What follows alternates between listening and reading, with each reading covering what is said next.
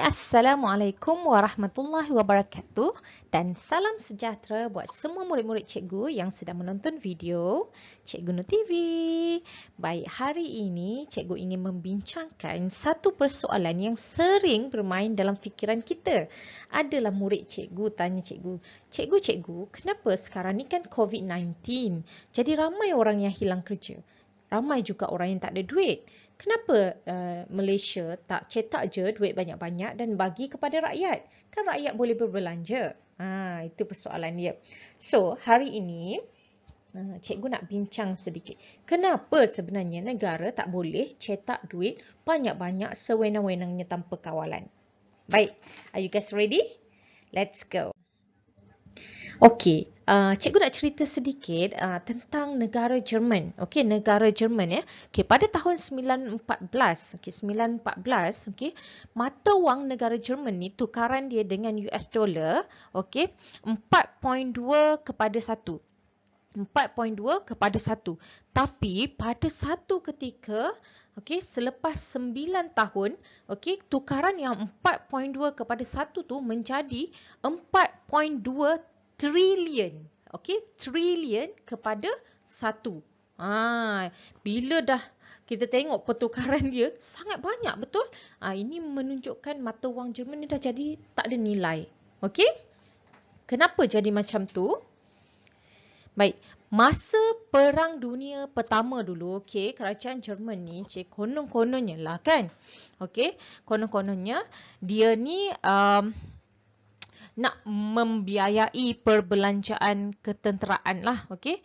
Nak membiayai perbelanjaan ketenteraan, kemudian nak bayar hutang lah, untuk merebut wilayah yang kaya dengan sumber asli. Kemudian dia nak kenakan ganti rugi kepada sekutu yang dia kalahkan. Tapi malangnya Jerman ni dia tak menang, dia kalah dan akhirnya dia menanggung hutang dan ganti rugi yang besar yang perlu dibayar kepada sekutu dia yang dia kalah itulah, okey. Itu menurut perjanjian Versailles, okey. Jadi pemerintah Jerman ni mengambil keputusan untuk mencetak duit dengan banyak. Okey, dia mencetak duit sebanyak-banyaknya. Dia mengarahkan 130 buah syarikat pencetakan untuk mengeluarkan mata wang yang dalam jumlah yang tidak masuk akal. Terlalu banyak. Okey, keadaan ini menyebabkan berlakunya hyperinflasi. Okey, berlakunya hyperinflasi sebab bila duit terlalu banyak, okey, harga barang akan menjadi semakin meningkat. Ialah bila orang dah ada duit. Okey, bila kerajaan Jerman ni dia cetak duit banyak sangat, okey, dia cetak duit banyak sangat dan rakyat dia dapat duit banyak. Bila dapat duit banyak, rakyat dia nak membeli tapi barang yang disediakan, okey, bekalan barang di negara Jerman ketika itu tidak mencukupi untuk menampung permintaan yang banyak. Okey, bila berlaku perkara itu, berlakulah hyperinflasi. Mana sebenarnya hyperinflasi ni?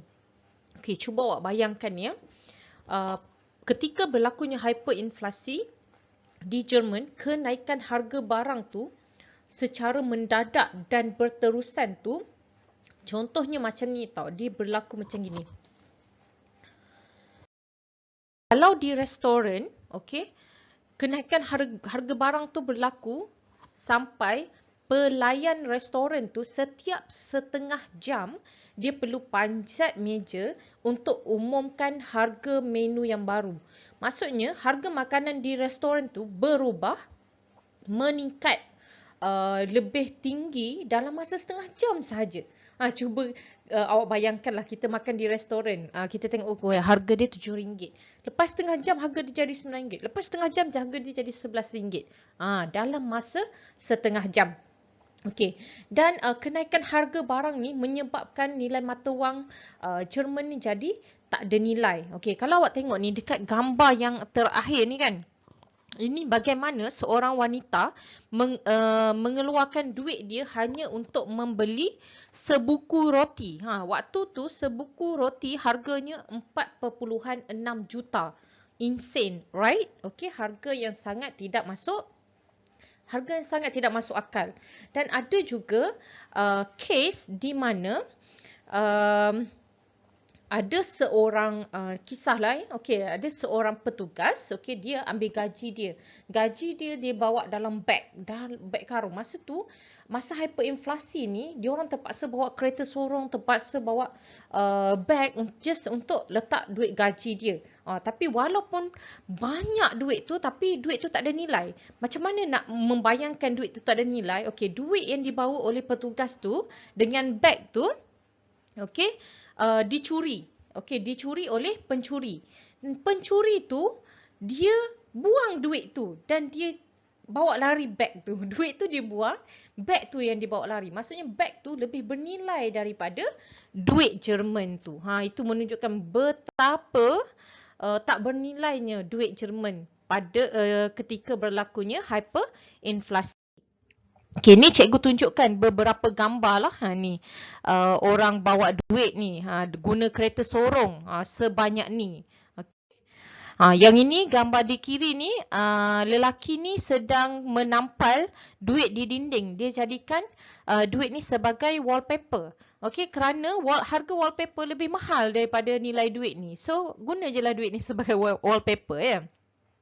Okay, gambar yang tengah ni, dia gunakan duit menjadikan pakaian. Yang ni lagi teruk kan.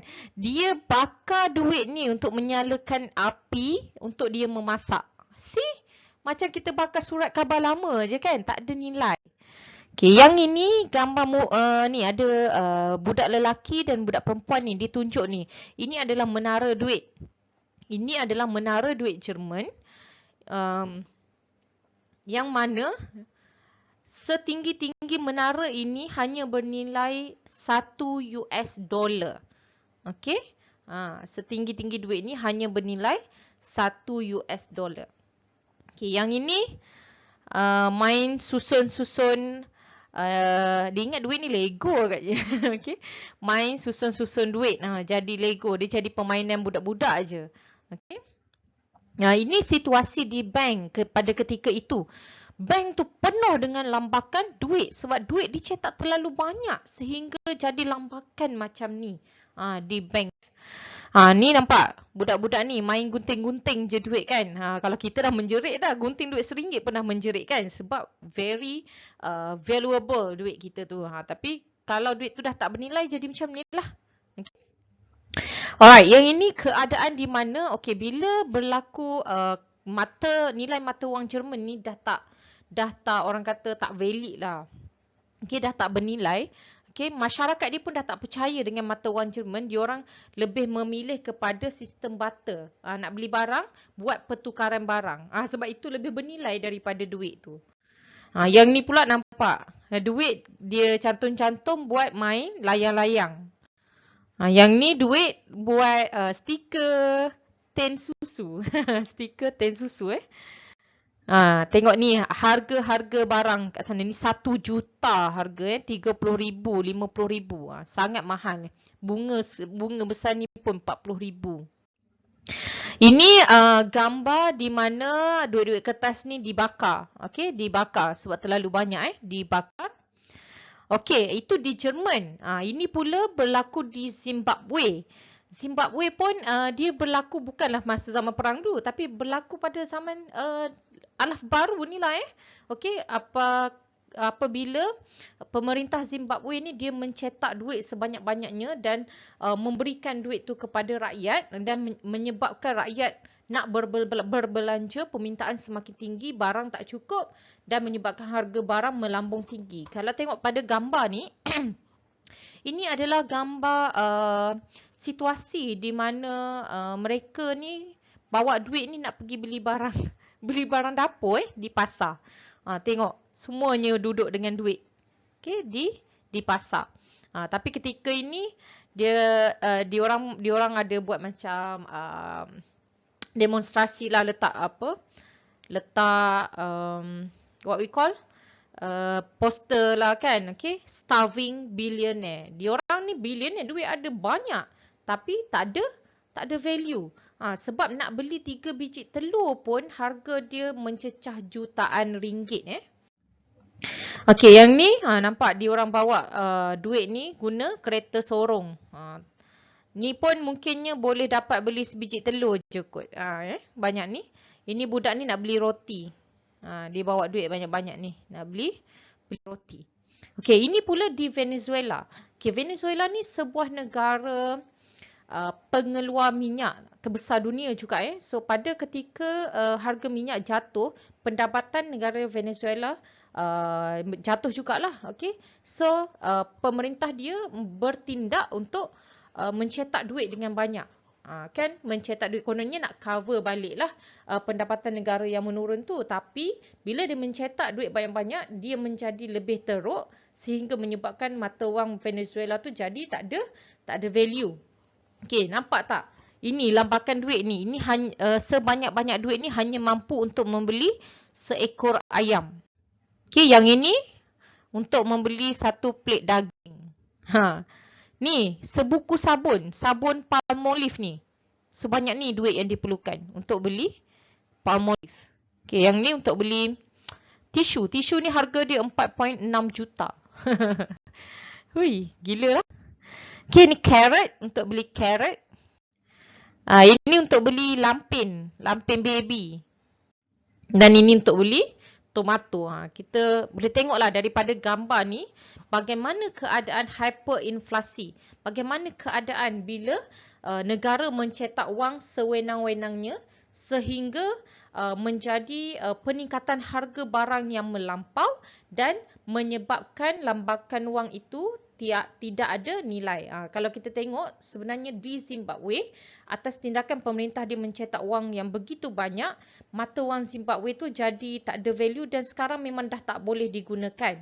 Kalau di Zimbabwe dia gunakan 10 mata wang negara lain untuk dia punya transaksi. Dia tak ada mata wang sendiri dah. Sehingga macam tu sekali dia punya kesan dia daripada mencetak wang terlalu banyak. Jadi setiap negara, Malaysia pun perlu mengawal pengeluaran wang ni, cetakan wang ni supaya tidak berlaku inflasi dan ekonomi tu akan lebih stabil dan kita punya ringgit tu berada pada tahap yang baguslah.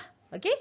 So itulah yang cikgu nak bincangkan dan cikgu nak jawab soalan murid cikgu, kenapa Malaysia tak cetak duit banyak-banyak masa COVID-19 ni. Okay, so cikgu harap info yang cikgu berikan hari ini dapat membantu anda dan dapat membuka minda anda dan menjawab persoalan anda. Terima kasih kerana menonton.